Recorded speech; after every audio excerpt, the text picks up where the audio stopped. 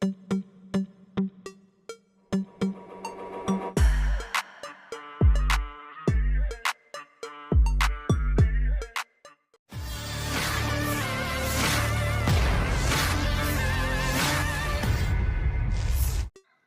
akurat UAV Rusia terekam akurat meluncur mengenai kendaraan lapis baja Ukraina.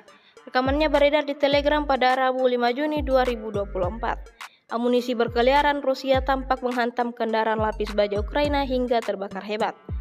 Terlihat bagaimana kendaraan perang M113 milik Angkatan Bersenjata Ukraina hancur lebur. Namun masih ada tentara Ukraina yang diidentifikasi hidup oleh awak kamera udara Rusia. Sehingga operator drone serang Rusia kembali melakukan serangan kedua sampai akhirnya memastikan tak ada lagi yang benar-benar hidup di sana. Sejak rekaman ini beredar, beragam komentar dituliskan warganet.